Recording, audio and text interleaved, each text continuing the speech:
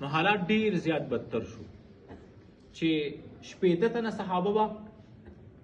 د جهاد میدان ته کوز شول، 80,000 له به یې شکست ورکو، 3,000 چې به کوز شول 3 لکو ته به یې شکست ورکو، 36,000 چې به کوز شول 7 लाख ته به یې شکست ورکو. نن اخر کم داسې عمل به مونږ کې راغی، زمونږ نه کومه داسې غلطي وشوه چې نن الله پاک زمونږ نه د خپل امداد لاس راښکوده. نو که مونږ سوچ وکړو، یاد ساتئ نن مونږ په دنیا کې اختلاف ډیر لوی نقصان طرف ته ورسوي، او دا اختلاف په مونږ کې یهود او نصاراو پیدا کړو،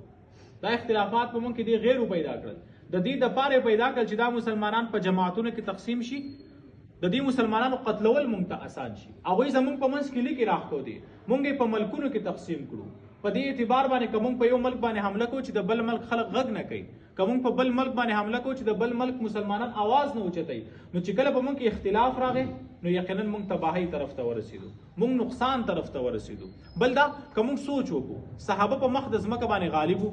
مونږ په مخ د ځمکه باندې مغلوب یو، صحابه په مخ د ځمکه باندې په عزت سره مونږ په مخ د ځمکه باندې په ذلت سره ژوند تیرو، صحابه په مخ د ځمکه باندې هغه حاکمان او حکومتونه به کول، مونږ په مخ د ځمکه باندې محکوم یو، خلک په مونږ باندې حکومتونه کوي، صحابه سره رڼا وه، مونږ په جهالت کې ژوند تیرو. اخر وجه څه ده چې هغه صحابو دونه عزتونه حاصل کړل، دومره ترقیانو ته ورسېدل، نو د هغې وجه دا وه چې په صحابو کې قرآن موجود و، او دا قرآن صرف د الفاظو تر حده نه و، بلکې دا قرآن د هغوی په ژوند کې د عمل پورې موجود و. ځکه نبي علیه الصلاة والسلام